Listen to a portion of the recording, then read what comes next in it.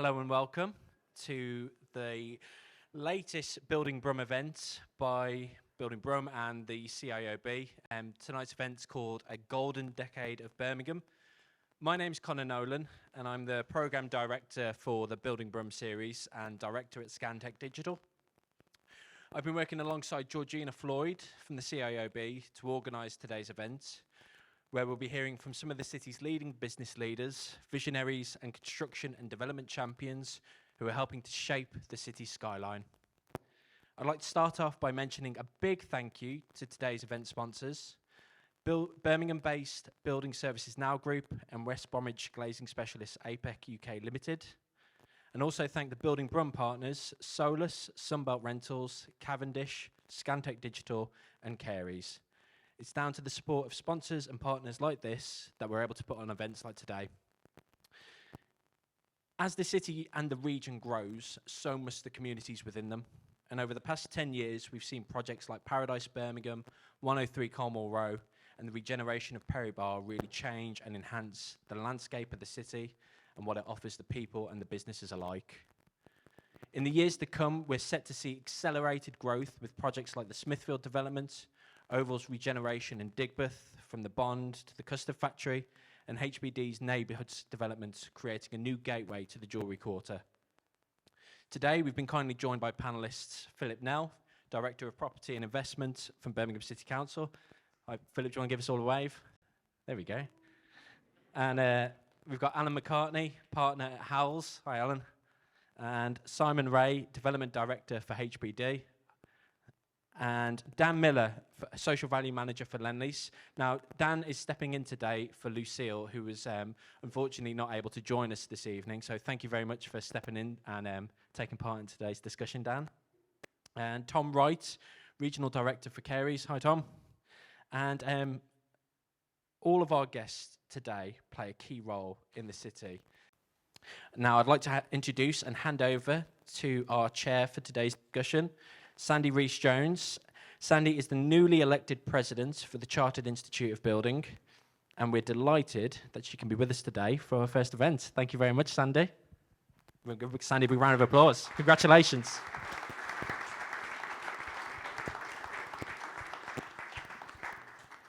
Thank you, Connor, and thank you for exceeding expectations. I do love it when we have to find extra chairs. It's better than rattling around in an empty room, so a really warm welcome. And thank you very much for giving me an opportunity for my first trip out as president after being inaugurated last week to somewhere which I think is such an important place to be. And it's really part of what I see as the looking forward. Certainly for us in the UK, but also on a more general level, which is the power of communities and individuals within communities to drive real change and to carry things forward. And I think we're seeing lots of evidence of that, and today I hope will be no exception. So thank you very much for inviting me. Now, I'm supposed to give you a bit of background about me. I'm a compulsive builder. In the family, they say I'm never really happy unless there's a smell of damp cement, and I've got somebody going down to the builder's merchant at any point over the weekend. But I've worked in construction for many years, both here and the UK, and been very involved in projects that have been national. So despite having been based in London for much of my working life, one of the great pleasures has been, and very informative activities, is to go around the country and go to other places and realise that London is not the centre of the universe, that there is stuff happening elsewhere.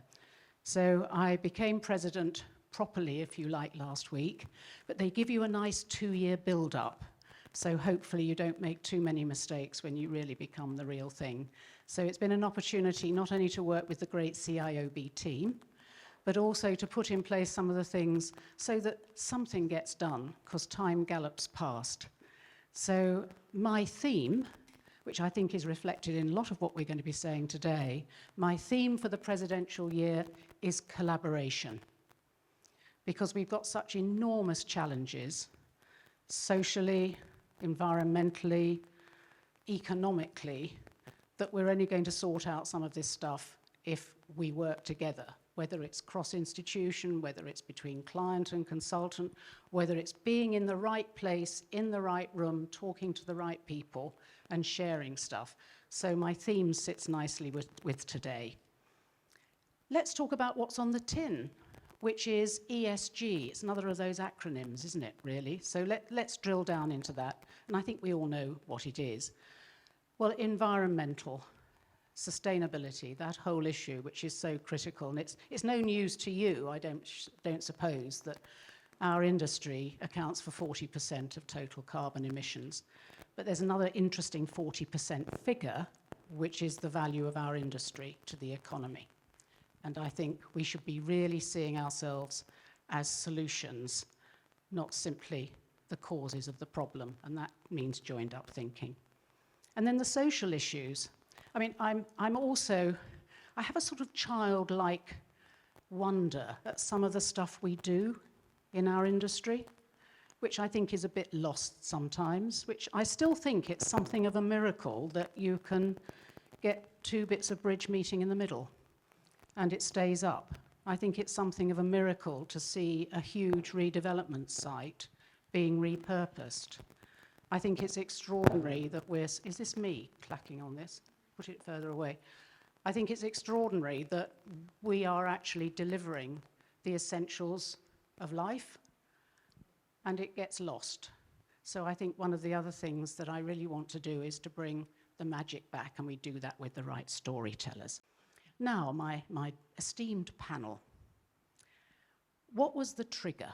What was the trigger, either as an individual or for your organization, that made you realize that you had to embrace the concept of ESG? Let's start at the end. Phil. Well, thanks, Sandy. And good evening, everyone. Thank you for coming on this lovely, hot evening in Birmingham. You did forget Chartered Surveyors, actually, as well, of which I'm one. Sorry. Yeah, Thanks. Chartered Surveyors opposed to quantity surveyors, right. Anyway, so in terms of my, I guess my personal journey, so I've only been at council for 6 months, or just under. I've spent the last 25 years in the financial services sector as a fund manager, and if I deal with the three things in order, I suppose I came to, in 2010, we formed a sustainability committee at Aviva Investors, where I was at the time. We were managers of 30 billion, I think, of real estate assets. We were all forced to watch An Inconvenient Truth, if you remember that, that film. And we were probably at one of the first fund management businesses to like in and out. I don't know whether it's probably my deep tones. Yes. Keep going. Keep going. I'll keep going. So sorry, it's going up and down. So I was responsible for launching a residential fund in 2015, and at the time there weren't that many residential funds around, and we ended up adapting the strategy to an affordable housing strategy. I became very aware of the social value around that, and we actually went on to set up a social impact fund thereafter. And finally, the G, well, working in the financial services industry, governance is central to, it's obviously just me, is central to everything that we do ever since Mr. Murdoch threw or fell off the back of a boat. The pensions industry has been highly regulated, and governance has always been very central to that. So governance has been very much central to me for a very long time. Thank you. Thank you. Simon. Good luck. Thank you. Hi, everyone. So I suppose personally, the S in ESG has been something that I think isn't a new concept. So I guess just some of the foundations of what we see as social value were probably what attracted me to the industry and the job in the first place. So just that concept of the impact of place on people, and with high quality development and raising the bar, the opportunities that come out of that with, space for new businesses, employees, places to live for people, but also kind of by moving things on and improving the environment and improving people's surroundings, I guess it's that whole concept of actually that makes people feel better about themselves and then go on to do better. So I don't think that's a completely new thing. I think we've started to kind of expand on it and label it, I'd probably say. But I think the step change, both, I guess, personally and for our company, so that's HBD, so part of the Henry Boot Group, I'd say it's probably about 5 or 6 years ago. And what I'd say is we weren't alone in that at the time. We had crisis after crisis. The climate crisis particularly probably was coming to the fore. It felt like every week there was a climate emergency event of one kind or another. And obviously we've had various social topics and issues become more prominent. And I think it was probably around that time where, yes, there was a step change for us where ESG went from a nice to have, a bolt-on, I guess, on the projects that we were doing, or just, how it was embedded in our business, to actually something that we needed to make a pillar of everything that we did. But then I don't think, if I'm being completely honest, that we were alone or completely altruistic in that. I think we have investors, we have funds, we have occupiers, and I think that they probably moved at the same time as we did. And I think, if I'm being honest, I think we had to at the time, because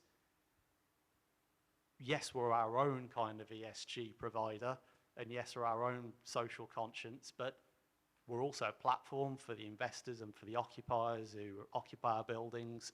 We're sort of a vehicle for them to also hit their own ESG targets. So I'd say there was a step change probably around 5 or 6 years ago. Thank you. You're nodding away. You take the microphone. Oh, you've got a microphone. Go for it. So with Carey's is a family-run business, and 3 brothers from Ireland came over circa 52 years ago. And being around the business as long as I've been, there has always been, they always wanted to do more for their people and the people around them. A lot of people from Ireland and the local areas of Wembley and where they first started, they always wanted to employ and look after. So the social value was triggered when they first started, but it's now we're having to track and record and demonstrate what we're actually doing. So in 2020, the next generation of the Carey family launched our 5-year strategy, where we wanted to articulate our vision. And our vision is to be the most socially responsible construction company that people want to work for. And it was quite punchy. But our CEO, Jason Carey, was very, very much taking on the fundamentals of how the family started and making it relevant. So on the back of that, we started to say, how do we make it tangible? How do we keep it simple? How do we make it reality for our staff and our people and our community we work in to understand? So we set up the 3 C's. Again, I love simple. I really do. I'm a groundworker from trade, so I love things being really simple. So 3 C's was really, really simple. It was compliance, carbon, and community. And they were the 3 pillars on each of our projects where we set up and we track and manage our projects and how they deliver them 3 key pillars. They're fundamental. Yes, they can be expanded, they can be brought in, but the basis of 3 rock-hard pillars that we can hold ourselves to accountable as a business was really key. And then when you focus on them 3 pillars and everyone knows what they've got to do, it's really important that not just the directors, the owners, the shareholders are aware that we embed that through our businesses. And as a company, we've always said we want to be remembered not for the structures and the landscapes that we do as a civil engineering business, which is what we're very proud of doing. But it was also every city that we embrace and every person that we embrace in every town, we want to leave that town knowing that we had a benefit on the people. And that's really, really important to our shareholders and our stakeholders and everyone else that's involved at Carey's is, we want to be remembered for not what we built, but for how we built it. And that's our bedrock about, from the family, from generations now, it's still embedded fully in our business. Thank you. I'm minded of the change, and I don't know whether any of you can remember. When did we shift from the expression being social return on investment to social value? Because in the early days, it was social return on investment, wasn't it? which was sort of driven by the what benefit will we get if we do this nice stuff, rather than what you've been saying, which is, yeah, when was that shift? And I wonder why it happened. Anybody got any ideas on that? Recent. Oh, you can use the mic. Voice of deeper. I think it's a recent one, really. It's the two words have always sort of been there and kind of been interchangeable, but I think within the last 2-3 years, maybe a little bit more, I've seen it shifting more towards social value rather than social return on investment. So which is aligning with what you've just said and which we were saying earlier, which is let's look at the true value and benefit of what we're delivering rather than simply satisfying a contract. And I'm also conscious of this issue around family businesses as opposed to shareholder-owned corporations. And this is a personal view, but I think there's a fleetness of foot in taking on challenging concepts when you're not watching the share price. But maybe that can come up for discussion. Now, you're not off the hook. What was your trigger? I was going to read off my notes as it was a last-minute replacement, but as everyone's gone personal, I think I'll do the same. I think for me, I kind of grew up in a lot of deprived areas, sort of a lot of worklessness, lots of sort of families sort of struggling, lack of opportunities, etc. And then when I moved into kind of world of work and accidentally fell into the role that I kind of do now, I learned I could sort of help these companies that I'm working for to kind of make a bit of a difference to the communities that we're in. You know, we're there every day, we're disrupting, we're closing roads. You know, what can we do as a business apart from putting this nice shiny block of flats up? But what else can we do for the communities that we work in? You know, we're here for a long time. How can we get those local people into employment? So for me, that was like a massive thing. Like, so subconsciously, I think my background kind of influenced my drive to push the businesses I worked for to do more. And it's probably one of the reasons why when I joined Lendlease, it was very community-led. The founder, Dick Dusseldorf, started it off in the 50s, and it was very much about communities. You know, how can we make them part of what we are doing? We are here, but let's not keep them on the outside of our boundary fences. How can we bring them in? How can we get them into employment? How can we make these communities thrive just as much as what we do? So I think that's what my trigger came from. Right, that raises another question. And for those in the audience who might have been asked this by me before, you raised a very interesting factor or aspect of the construction industry, which is when do you make your career choice? So my question to you in the room is, how many of you thought you'd be doing what you were doing when you were 16? Who are the architects? Right, so only 3 hands went up. So we all seem to end up in this industry by some sort of strange chance or accident, which is interesting, isn't it?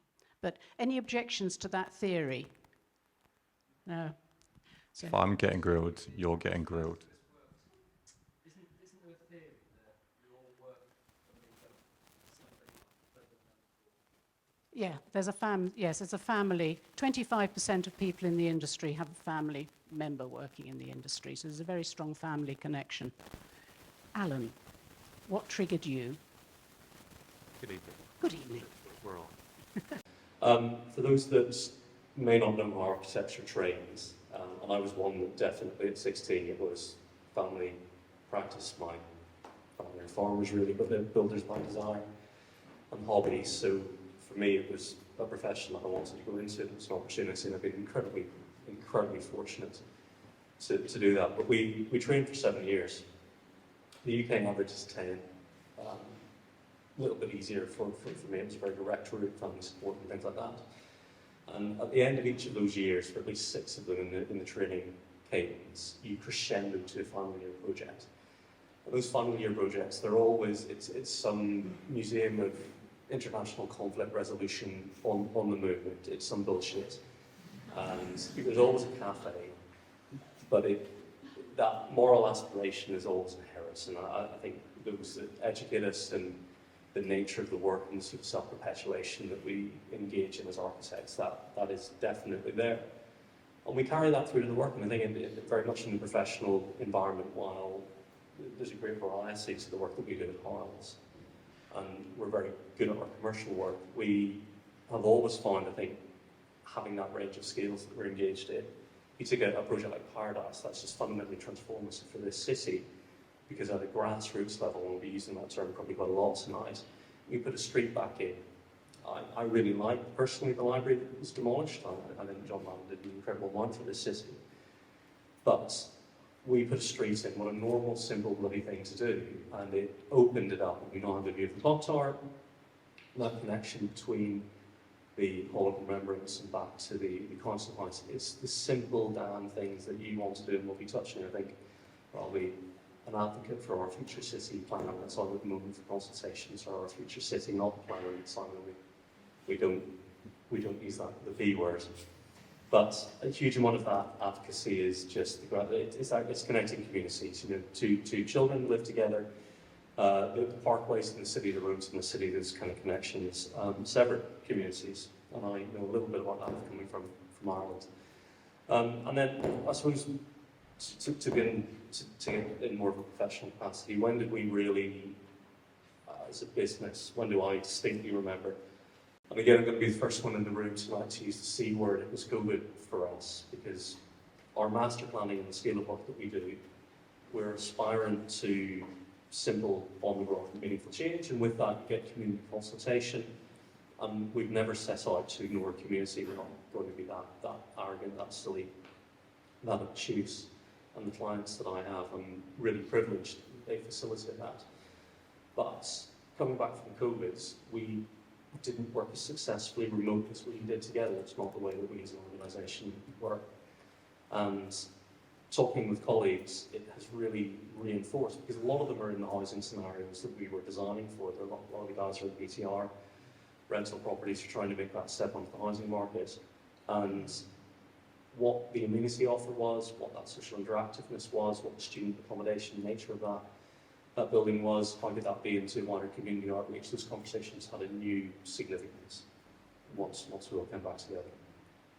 Interesting. I was reminded of a book that was called Trust and the Social Prosperity of Nations, which was produced some 25 years ago by an American historian called Fukuyama.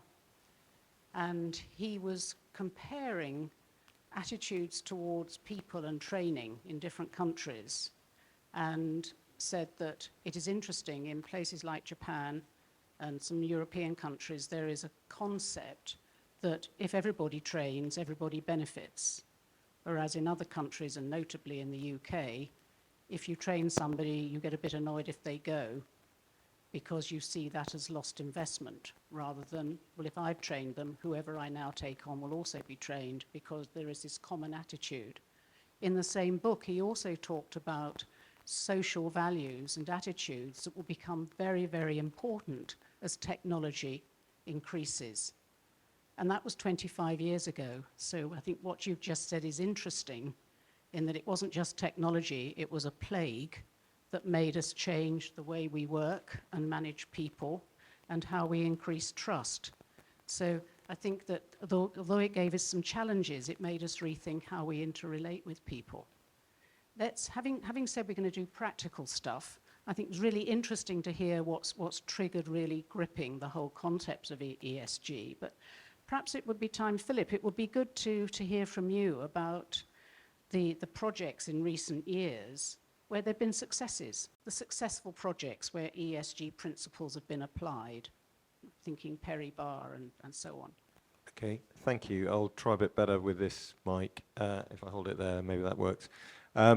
Yes, so as I said before, I've only been at the council for around 6 months, but we've had a number of projects ongoing for a number of years which have delivered some really exciting ESG outcomes, particularly around the social and employment piece, and mainly on the construction delivery side, to be honest. And I'll come on to a bit more about where I think we ought to be taking the conversation going forward. But one of them was Moda on the Mercian on Broad Street, where there was effectively a local academy for unskilled local labour to learn on the job, and about 300 local people were trained on site. I think 24 apprentices went through that site. They were targeting 4, apparently. So that was a major success. And it's interesting, and as I said, I'll maybe in a later question come on to where I think we should be going with this, because most of our conversation at the moment is around employment, and employment's really important. You know, we have some huge challenges in the city, particularly in some of our most deprived wards. I mean, unemployment in Ladywood, for example, is 2.5 times the national average. Youth unemployment across the city is 60% above the national average. And it's very unequal unemployment as well across a very diverse community. So we do have some huge challenges around employment. Our current social value framework is delivered through our employment and skills team. So hence, most of our metrics are focused on that really critical social value outcome. But as we talk later, I'll talk a bit more about how I think operational value, social value should be focused on. Dan and Tom in particular, what about the long-term benefits of the Perry Bar project and the Smithfield project as well? Who'd like to go first on that? Yeah, it was a project that we were involved with from early stages with Lend-Lease. And there was some really, it was probably one of our first projects where we were being seen, where targets were being stepped down from BCC then to Lend-Lease. It was the first time I'd seen it. And it was quite daunting, thinking how are we going to get this many people through, and how are we going to employ this local people and the disadvantaged and the CV right. It was quite, I suppose, a big exercise for the team. But there was a huge success from us as a business on our targets, you know, and Dan will say the same. We had to employ a certain amount of people between 10 and 30 miles radius of the site. We beat that by 65%. We had apprentices was 200% over what our target was. The local and disadvantaged was sort of 150% over the target. So it really does show, if you really work collaboratively like we did, the targets can easily be beaten, Dan.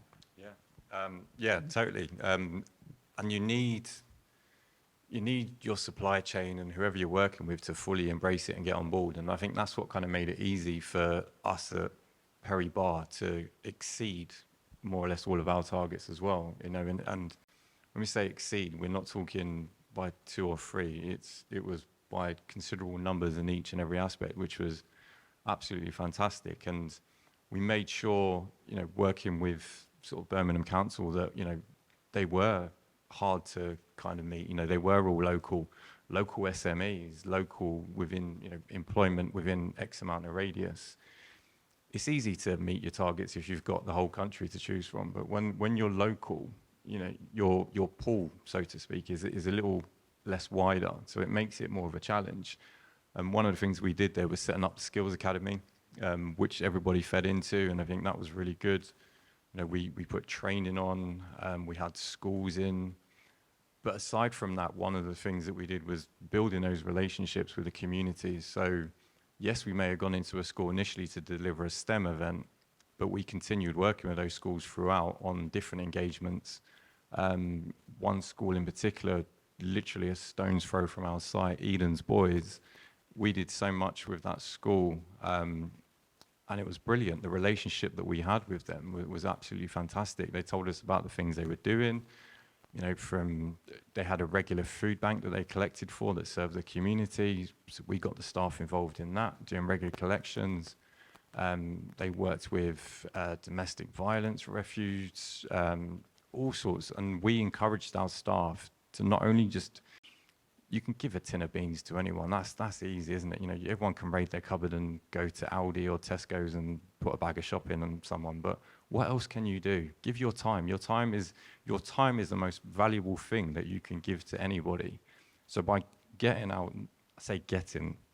by putting these opportunities to our staff to get involved, you know, a lot of them put their hand up every time and said, yeah, I want a piece of this.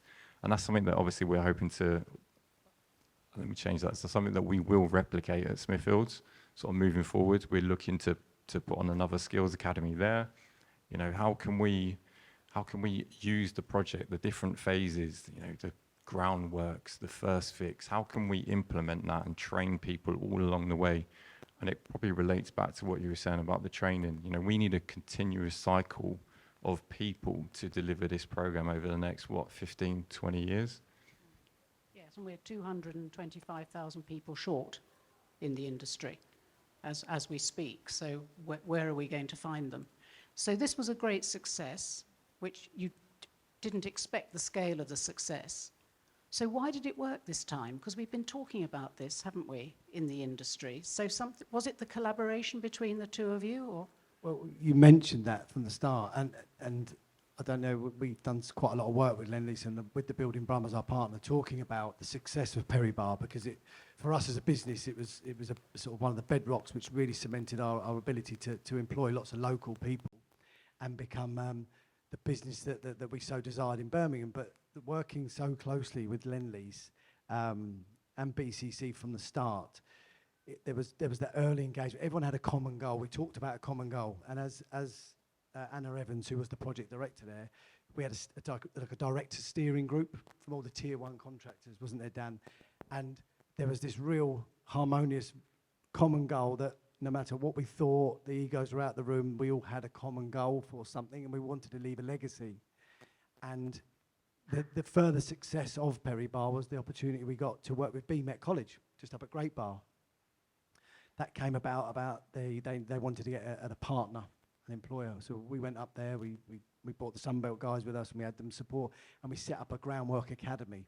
So very physical, you know, stage by stage, and it wasn't for apprentices, because I think the unemployment in Birmingham is something like 6.9%, which is the highest in the UK. So this was about the unemployed, working with swap schemes, which is the DWP. So working so close with Lend-Lease and getting that opportunity to speak to Great Bar, to set the academy up, and we've had, forgive me if I've got it wrong, my colleagues here, I think we've had about 10 or 12 unemployed people, or just people that want to change a career, have gone through that academy, the 6-week sort of academy, learned how to get the basic fundamentals of groundworks and site safety and the compliance piece, and came to Perry Bar to do a job. So to finish Perry Bar with style like we did, Dan, and then to have an academy that's 3 or 4 mile up the road, that's what we call the legacy, and that was always our mindset. We collaborate from the start, and we leave a legacy when we finish up. So it's such a great, great story, Dan, isn't it?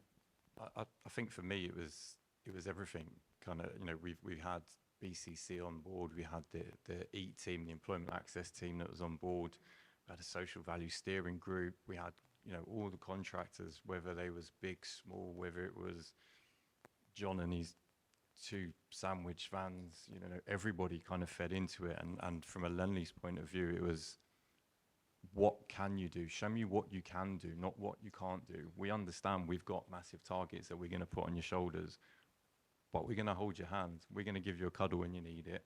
You know, we're in it. You wasn't in that day. You know, this raises a really important issue, because we haven't really talked about governance yet, and there's governance which is making sure we all do it right, but there's also government linked to procurement and the issues and challenges about the procurement system we have at the moment in this country, and the race to the bottom, and the inhibiting nature of framework agreements for a large number of the businesses in our industry. And you've talked about SMEs, and you know, somebody was selling sandwiches and bringing in everybody. CIOB have produced a book on, or guidance on, SMEs and achieving social value, and try to recognize that we have this triangular industry with the big guys at the top, and then this huge base of SMEs and smaller businesses, and how do they jump over those hoops? So how did you manage to engage the SMEs in this project, recognizing the procurement systems? Oh, do you want to think about that? I suppose Yeah. Yeah, no, just to, I suppose, just contribute to that, because we were chatting about it earlier. Smithfield's on our doorstep, and we're I came second in the bid with a different provider. So well done. But one of the mandates for us being, I mean, we're an SME, we're a business of 160, which is large for an architect, but it's not large in the context of some that's in the room. It is helpful to have the requirement. So we do a bid with you guys. 30% of the scoring is ESG related. And our future city, that was a competitive bid that we did with others. You know, the Birmingham had it written, and we had to put it down, pounds and pence. And I mean, we didn't know how to do it. We still arguably don't know how to do it. But the requirement was there to drive it, and I think that's was something that forcing us to adapt. I'm sort of not trying to be apologetic, because as a business we do a hell of a lot and we want to do more. We're really, really proud of what we do, but it really ratified that we had to get onto paper, tangibly, appropriately and morally, the value that we could do and collectively add. And you know, I think one of the great things about doing it with Birmingham is you sort of see how it multiplies, and as a team, consultancy team that comes together and a delivery team that comes together, not only the quality of the work, but the quality of the outreach that can be brought.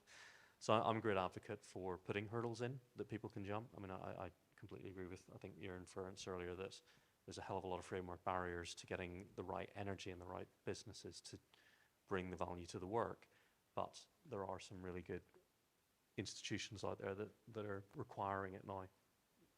And you can't treasure what you can't measure and all that good stuff. And but, yes, you answer. Then I'm conscious of Simon being very patient there. Sort of took me out on the plank there to almost throw me over, but brought me back. So we use places like Find It Birmingham to look and kind of try to match our packages. And then we had Meet the Buyer events where we spoke about those packages, about the requirements to tender for our packages, where we sort of passed on information there.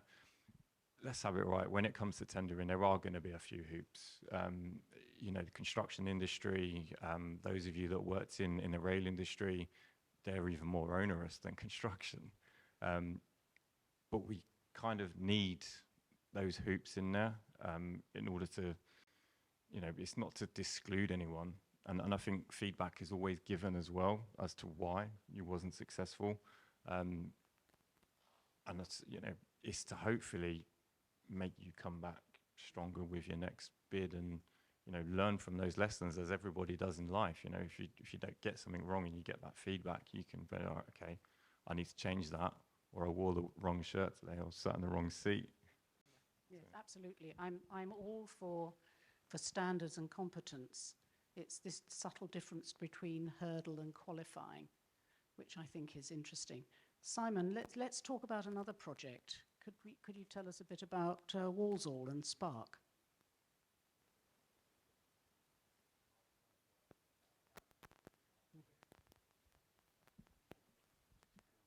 Thanks, Andy. Yeah, so I suppose just quickly, I mean, I guess that from a developer's perspective, and particularly one that's cross-sector like us, sometimes we're having to identify some of the wins. I mean, not necessarily the case from a construction and apprenticeships and a training point of view. I think any developments at scale, that's almost becoming a given now.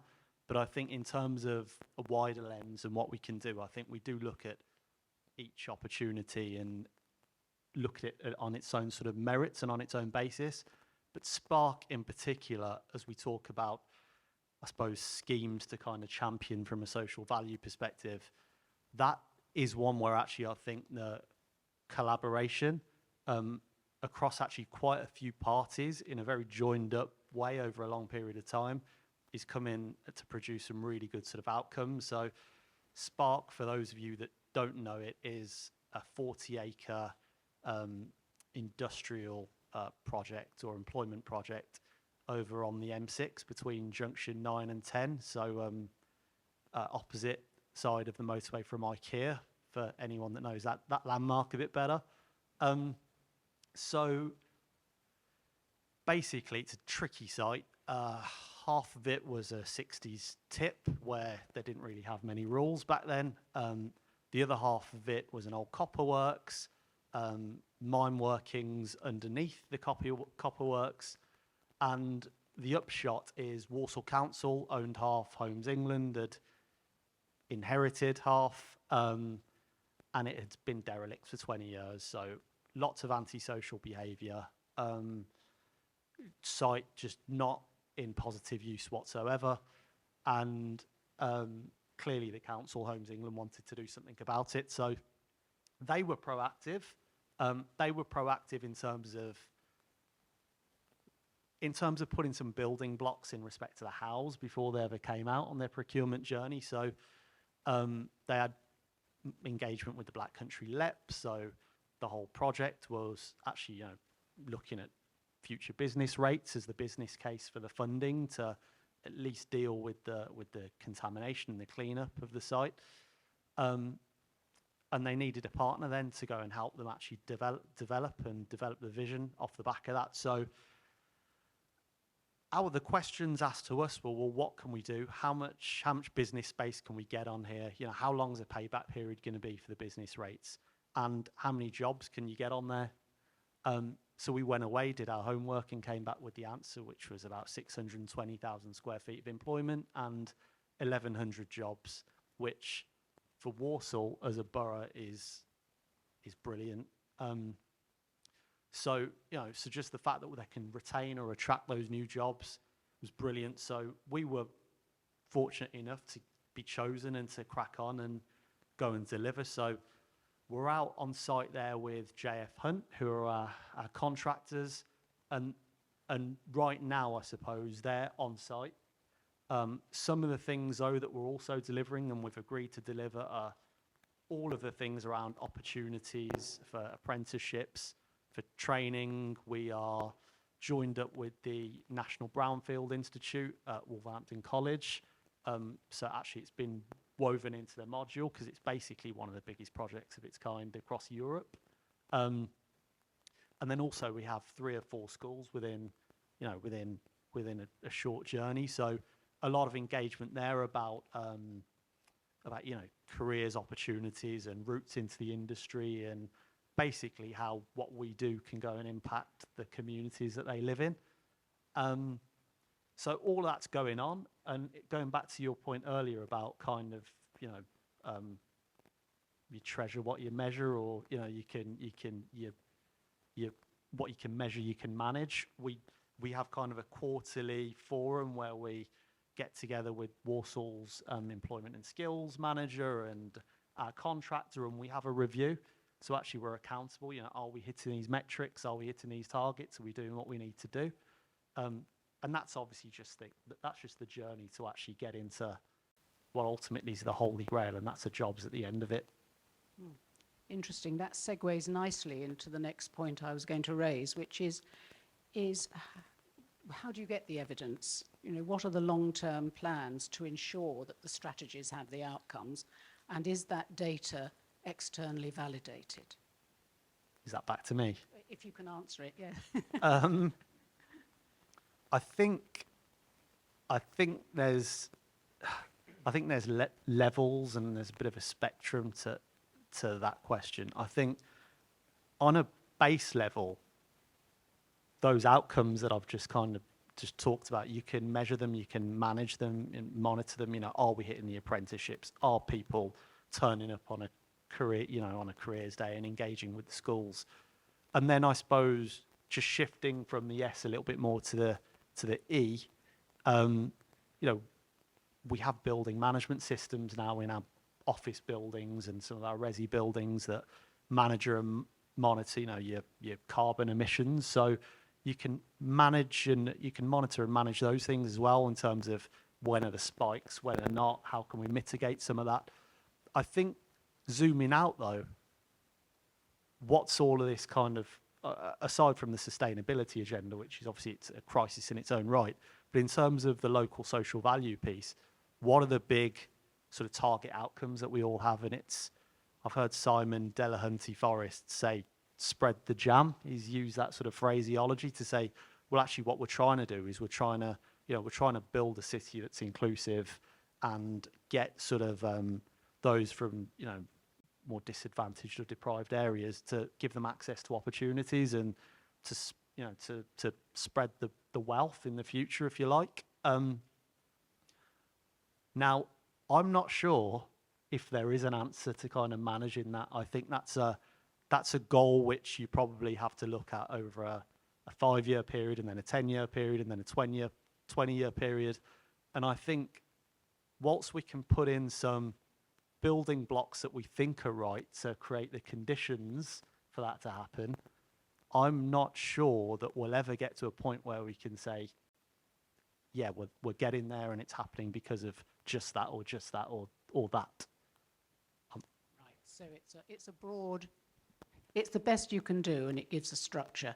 I'm conscious we haven't talked much about environment. We talked a lot about social value, and of course environmental values are also social values, but we'll go back to that. Alan, would you like to talk a bit about the future plan, and because that ties into the long-term strategy and the measurement? No, thank you. So the context of this, hopefully everyone in the room has some familiarity with our Future City Central Birmingham Framework 2040. It rolls off the tongue. It's a vision for Birmingham. So rightly or wrongly, I think where it came from, or what's helpful for us in the room, what we know, is that the big city plan, it took the city centre very successfully from 18 hectares up to about 80 hectares. And it transformed some incredible schemes. It built on ones that were planned, and it has continued to reinforce schemes that we know today really well. But what that actually deals with is a population, if you look at the census, of, I'll round it up, 13,000 people. That's how many people live here. That's not a city. We've grown as Birmingham just incredibly successfully with the Industrial Revolution, and we claim it as our own. I claim it as my own. I'm a Brummie now. I've been here longer than I lived anywhere else, and I'm really proud of it. Love this city, and really privileged to be contributing in a small part to what its future might evolve to be. But we went from 40,000 people in the 19th century, and I'll not romanticize the Victorian era. There were a lot of dead horses, children, and Irishmen in the streets. But we then doubled in our population every 50 years, right up to about 1 million people in the 90s. And we're now at that bell curve. We've stopped growing.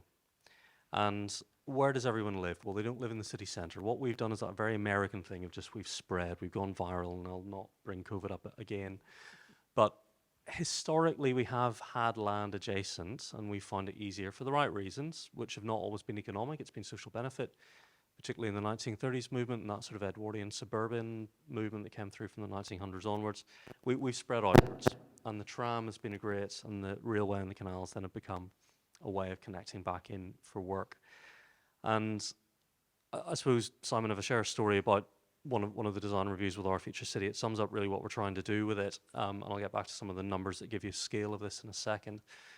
It was in this room about 2 years ago. We were sort of debating what should Birmingham become, and I have a very simple philosophy. It should be a very simple city where people want to bloody live here and work here. So I put a photo of a New York City street up. So it's a building where a consultant would have their offices in the middle of it. You'd have a gym at the bottom, you'd have a deli, a cobbler, a shoemaker on the ground floor, and you might have a penthouse at the top. It's a multifaceted, multi-layered city. It was New York. It's bloody incredible. Simon said it was shit and he wanted better. And I thought, yeah, we'll make Birmingham. But you then, in between that, you had the Commonwealth Games, and we made it better. We have the capability, the skill sets. We have the population, and sadly we have the unemployed population to go into the jobs to support all that growth that's there. So I'm going to answer your question at some point. What is our future city trying to do? Well, the big city plan took us from 18 to 80. Our future city central framework takes us from 800 to 1,800 hectares as the city core. And it takes that population of 13,000 people who live here today, and it will quadruple that number in the city core. But for the people that it will touch, it's over 250,000. And those are the lost communities of this city. It's Lilywood, Hockley, Nechells. You try and buy a tin of beans in Nechells. There isn't an Aldi, there isn't a Tesco, there isn't a Sainsbury's. There's a local shop, and the individual in there, quite rightly, is selling a tin of beans at £1.32. And that is the testament for that community. Our Middle Ring Road then, is that community in Hockley, Nechells, are they walking to Aston BCU? Are they accessing on the ground on a Saturday afternoon, Sunday afternoon, what this city centre is successfully evolving to become? And they aren't. And through, I think for me, the personal investitude of the team at the council and the personal investitude of the team of the consultants that have contributed to bringing this vision forward, we've gotten it to a very ambitious point. And that point is now out for consultation. And this is really where it begins to get the ESG momentum, where we've set targets. They've actually been reined in quite a bit. That there aren't enough piling rigs. You guys will know more about this than I will. There aren't enough cranes. There aren't enough bricks in Europe to build this framework. The wheel site alone, which is one of 14 major development plans that this site is promoting, is physically larger, geographically larger than the city centre. You would get 7 Smithfields into the wheel site on its own, and football teams and all other things around there as well at the moment. So the scale is untold, it's unknown, certainly for the UK, and that ambition is fundamentally there. But the accountability of the plan is that we actually meaningfully engage with these communities and we connect them back in, because we'll build buildings very successfully. That, you know, we have the expertise to do that, but actually, do we have the expertise to be transformative for those children? The A47 runs through Nechells, and we have 145 metres between 2 houses. There are 2 children, one lives in the north, one lives in the south. They go to the same primary school, but they can't play together on a Saturday afternoon because it is not safe for them to walk to their friend's house. Again, we're back to this very American thing of we cul-de-sac everything, and Bossall has a number of cul-de-sacs, Sportsley has a number of cul-de-sacs. It's not a very humane, walkable, cyclable, accessible, thriving European city. And we need a density of population, and we want to invite people in, and we want to engage with the people that we have to bring us back up to a healthy density. So across the entire metropolitan area, it's about 5,000 people per square kilometre. In the city centre, it's about 7,000 people per square kilometre. Brussels is 23, London is 27, Paris is 28.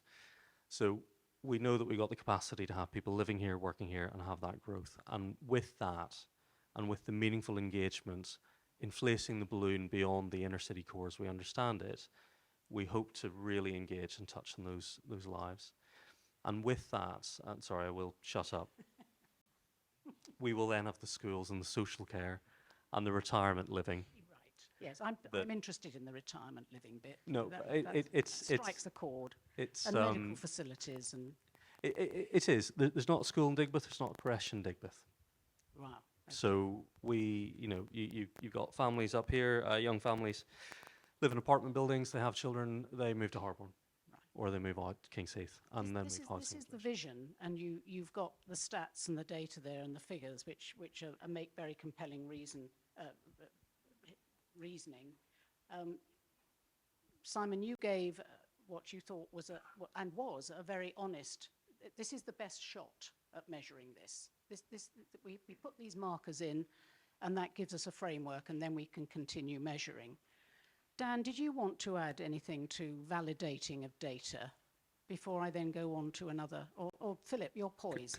Could I just, only because it's something that's very close to my heart, actually. So having spent a long time trying to design a social value strategy for my last employer, I would have killed probably several horses, children and Irishmen for the data that we as a council have access to. And I think the really exciting opportunity that we have as a council is we curate this place. So we understand the real cost of, for example, not delivering enough affordable housing. So the real challenge I believe, and as I said, I spent a long time trying to capture a social value model and metrics, and how do you explain that, particularly to people who like numbers. And we all like, well, I like numbers, but I think we like to measure things with numbers. Social value is very hard to measure in numbers. Sometimes it takes 20, 30, 40 years for your interventions to actually deliver results. You know, putting a family into a long-term, sustainable, affordable, good quality home, the children in that family might not see the benefit of that for 30 or 40 years or so. But there are some really easy wins that we can capture quite quickly. For example, the amount of money we spend on temporary accommodation, that is something that can be immediately rectified by building more affordable housing. So I'm passionate that we as a council start to develop a true social value metric around which we can frame our investment, call them investment, they are investment, we're investing our city investment decisions, and that will allow us, I believe, to promote much more widely affordable and social value through our decision-making process. So, sorry, I just wanted to jump in on that. Thank you, and I think that really gives another word to introduce, which is engagement. It's being engaged in it as well as collaborating in it. So there's an engagement and presumably a sharing of data, which is the other critical thing when so much data has been gathered. We tend to review projects. Well, sometimes we review projects. Sometimes we're so busy getting the next job that the review actually is a bit scrappy, let alone sharing the outcomes of that. But with engagement and collaboration, there is a stronger likelihood of that sharing and learning, which will help inform rather than losing it. So that's part of what is working already for you, is it? I see lots of heads nodding. Exactly. I mean, we've got I would encourage you all to look at the City Observatory, which is online. It's a fully accessible data platform of lots of really interesting stuff about our city, our citizens, and the businesses that exist here. And that is completely open, and we're not looking to monetize that, much to my former self's disappointment, because whenever I see data that's proprietary, I think we can make some money there. But no, we're not looking to do that. Well, we all need revenue. I mean, there's social and there's realistic. You know, there is this issue about making sure things work. I was going to ask you to do that. Yeah, I was, yes. Thank you for keeping me on track. I'll just wait. So we have quite a robust way that we sort of validate our data. I've probably added to it a bit more since I joined Lendlease in terms of I want to see the evidence. So, you know, for instance, if you've got an apprenticeship outcome, I want to see. Maddie can probably be testament to that as well. And Tom, I was forever chasing evidence, not to say they didn't give it, but I wanted to see the evidence that accompanied, you know, don't just tell me you got 10 people into a job, show me the evidence. We've recently partnered up with Social Value Portal as well. So we can kind of put all of our outcomes into that, and then we can get the monetized values from those outcomes. But again, it's about showing the evidence. You know, I can tell everybody I've got a Ferrari parked outside, but really I'm getting a train home. You know, so Yes. it's what you can prove, isn't it? At the end of the day, Yeah. which is good. So using that kind of framework and that approach sort of allowed us to come up with a sort of social value figure on Perry Bar, which I'm going to be really bad and can't remember off the top of my head. And I'm not just going to pluck one out of the air because that would be wrong. Yes. But also we use that approach on Elephant and Castle or Elephant and Park.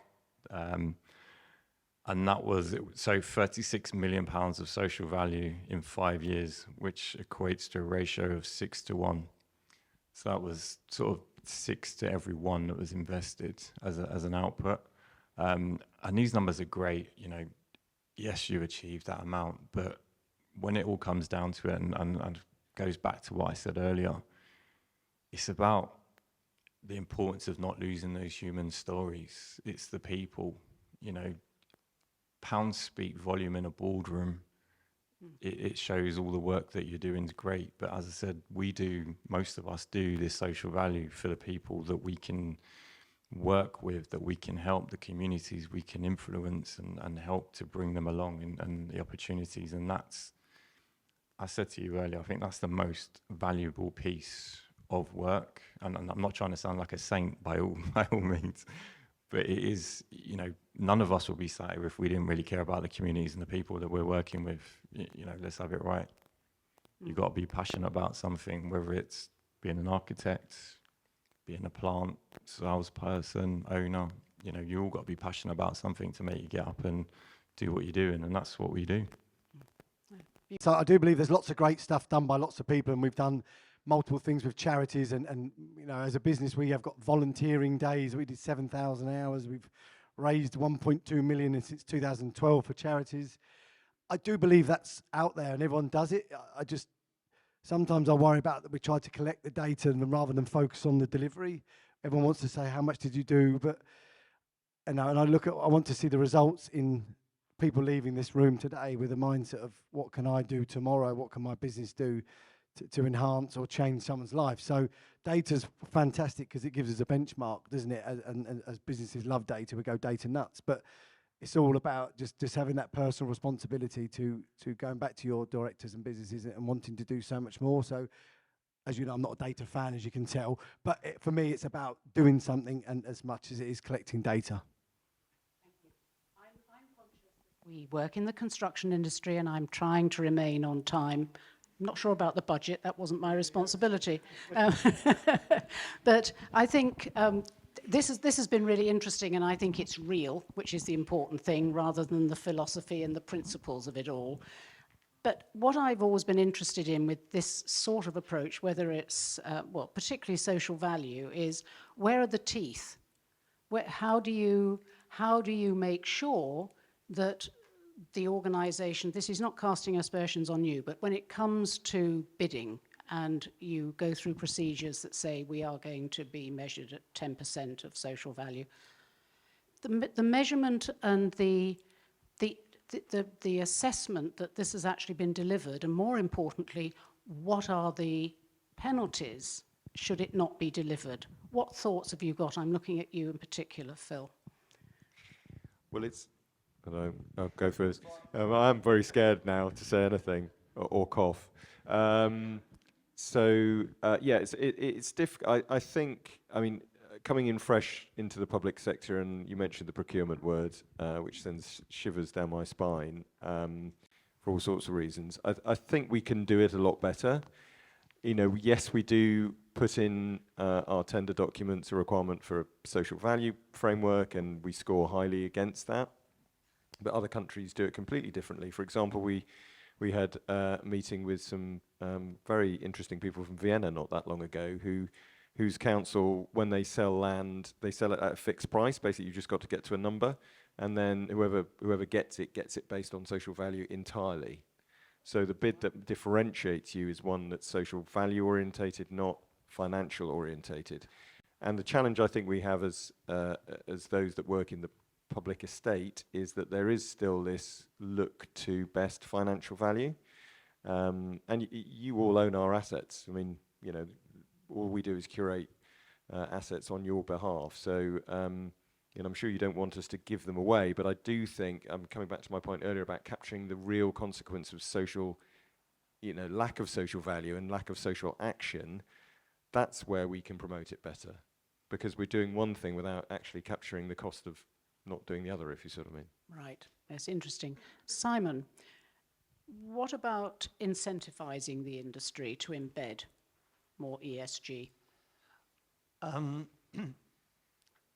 I think from a development perspective, I think I'd like to think you're talking to a fairly responsible developer just at the outset in any case. So there's not necessarily issues here around, you know, a reluctance to meet the apprenticeship targets or the training targets. I think it depends what we're looking at or we're trying to extract from an opportunity. So is it higher sustainability credentials? Is it is it public open space? Is it, you know, what are we trying to do and give back on each opportunity? And I think again, I know I sort of referred to this earlier about looking at each case on its own merits, but I think just aside from the fact that we might set up, you know, planning agreements or 106 frameworks, which are legally binding planning agreements to go and deliver the affordable or the other sort of outputs that we might be held accountable to, I think actually there's also actually the market at the minute that also dictates its own thing as well. So, and I think there are differences across sectors. So if you look, for instance, at the office market, the grade A office market, that now is in a place where actually net zero is a requirement, it's a given. If you're not delivering that, well, actually you're losing out on value, you're losing out on occupiers, you're losing out on that end investment piece. And similarly, on sort of the industrial side, I think where it's possibly kind of more tricky, realise I'm sticking to kind of the sustainability theme, might be a little bit more on the residential side where it's not come through in quite the same way. But in terms of how to incentivize us to do more, I think the answer just goes back to collaboration again. To be perfectly honest, I think it's actually having real and frank conversations about what we'd all like to see out of an opportunity. And it's a bit of a dirty word, kind of, you know, money and viability, but sometimes that's a stumbling block. And actually, it's kind of working together to say, well, you know, rather than the adversarial kind of 106 approaches that I think we get and we have to go through at the minute, actually, is there just a more collaborative, you know, approach to it? And I don't know, a bit of blue sky thinking, I suppose. Things like the Vienna example is a great one. Similarly, I don't know, maybe it's some business rates or council tax breaks for a set period of time, just to build that loss of value back in another way. But look, I don't have the answer to exactly how you incentivize the private sector to do more, but I just think it just starts with kind of collaboration and frank and honest conversations. Thank you very much. I was on the board of Docklands Light Railway a few years back, and one of the most, apart from the engineering, which was superb, and also having my own train set, which was brilliant. My sons were pretty jealous about that. The wonderful thing about that particular extension of the Docklands Light Railway was it transformed the lives of people in South East London.